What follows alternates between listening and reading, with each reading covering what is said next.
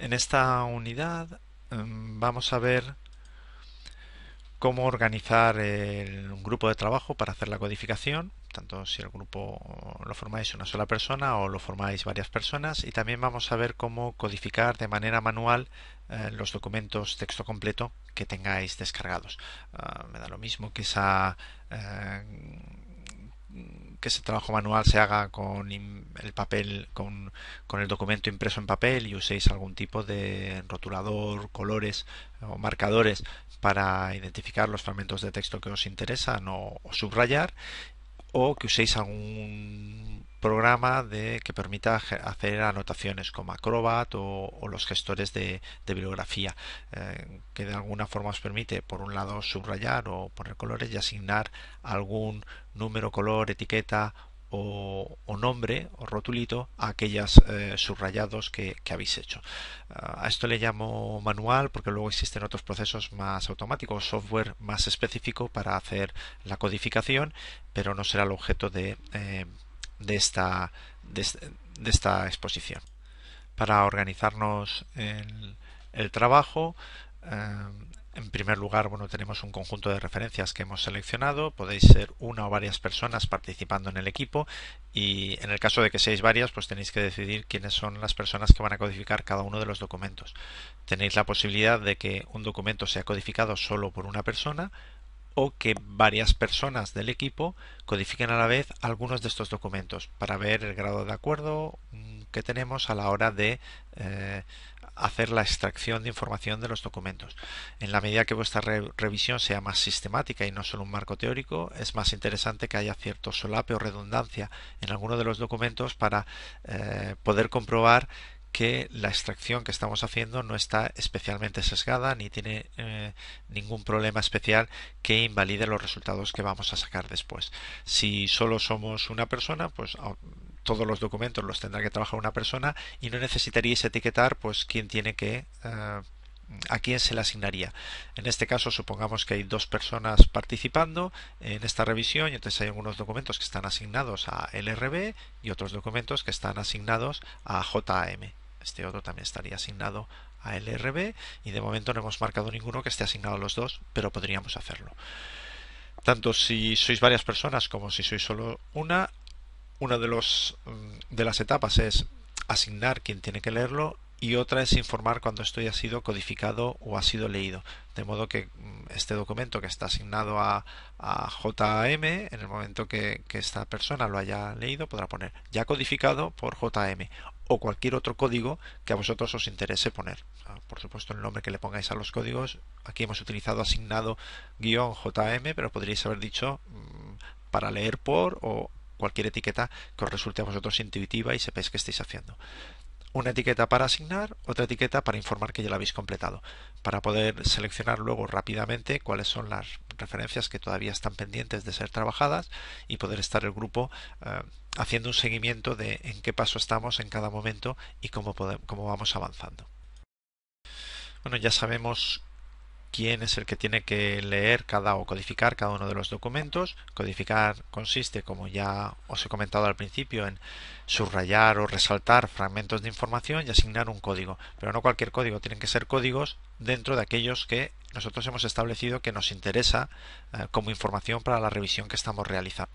En este sentido, sería interesante tener un libro de código donde nos dijera cuáles son los bloques de información que nos interesan, para no estar leyendo en vacío o en blanco.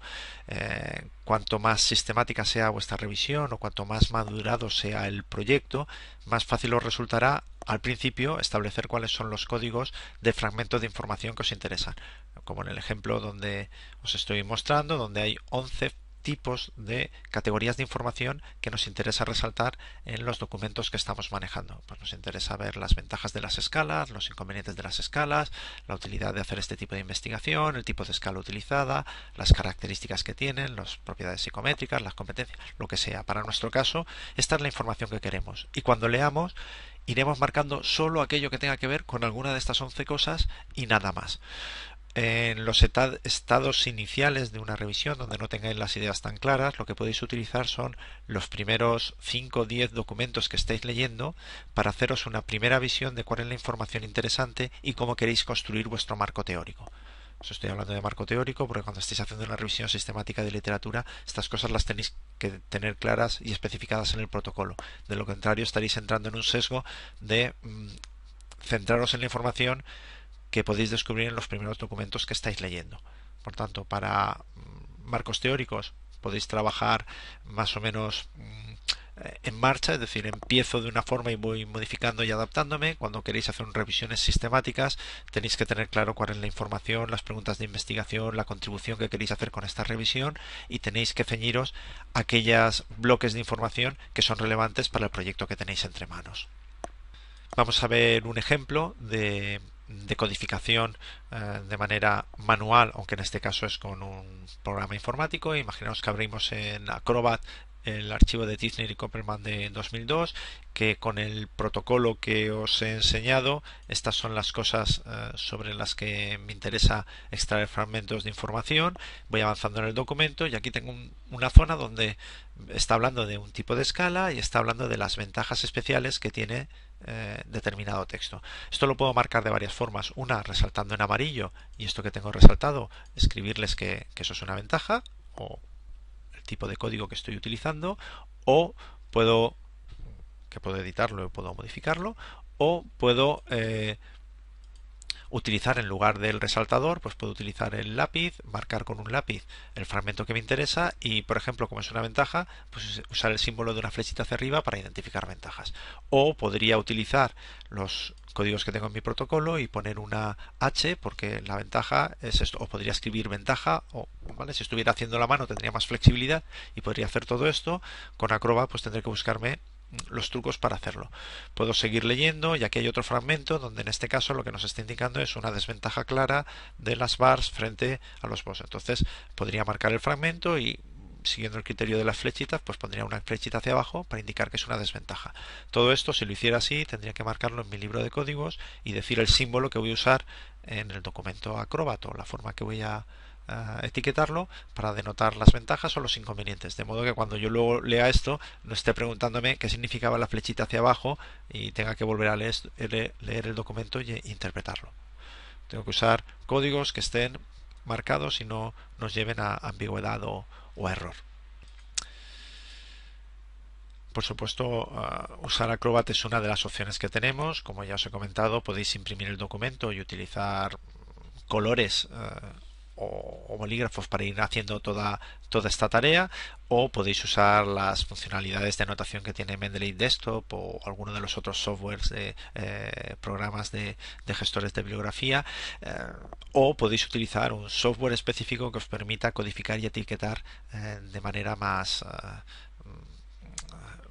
eficiente, como son todo lo que están dentro de la familia, lo que se llaman Quadcast o software que te ayuda al análisis cualitativo de datos.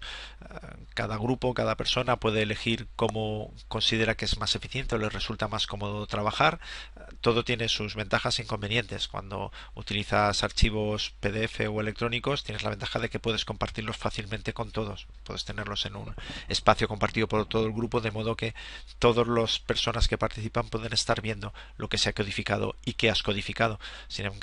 embargo, cuando trabajas en papel impreso, pues claro, los papeles solo hay uno, están en tu poder. Si se te olvidan un día en casa, pues no puedes seguir trabajando con ellos. De la otra forma los puedes tener en un pendrive y funcionar. O sea, todo tiene sus ventajas e inconvenientes. Cuando lo haces en papel, por supuesto, la ventaja es mayor flexibilidad, que puedes hacerlo en cualquier sitio, que no necesitas estar conectado a un ordenador, que no necesitas ser muy hábil con el ratón o con el puntero óptico para poder marcar las cosas, que tienes más posibilidades, pero tanto el uso de Acrobat o software de anotación no específico para análisis cualitativo y el uso de papel, que es lo que yo he llamado la versión manual, todos comparten un inconveniente, y es que una vez has hecho estos fragmentos de información y los has codificado, luego también de manera manual tienes que integrarlos. O sea, no hay una forma o un procedimiento fácil de juntarte todas las anotaciones que has hecho de estos son desventajas o cada una de las 11 categorías que os ponía yo en el ejemplo anterior. Por lo tanto, todo esto son cosas que tenéis que valorar a la hora de iniciar el proyecto. Si vais a manejar pocas referencias, entre 10, 15, máximo 20 o 30, pues probablemente los sistemas manuales no sean una mala solución porque son flexibles, no tienen un coste de aprendizaje de un programa específico ni un coste de pagar una licencia de un programa específico, y no vais a tener una complejidad excesiva en cuanto a volumen de fragmentos de información como para no poder ser manejado a pesar de estar usando estos modelos más o menos manuales y con poco apoyo. Sin embargo, en la medida que va creciendo la extensión del proyecto y el número de referencias que estamos utilizando, la complejidad de los códigos que estamos empleando o el número de personas que participan en el proceso, probablemente usar algún software específico para el análisis cualitativo de datos sería una opción buena para esta fase de codificación.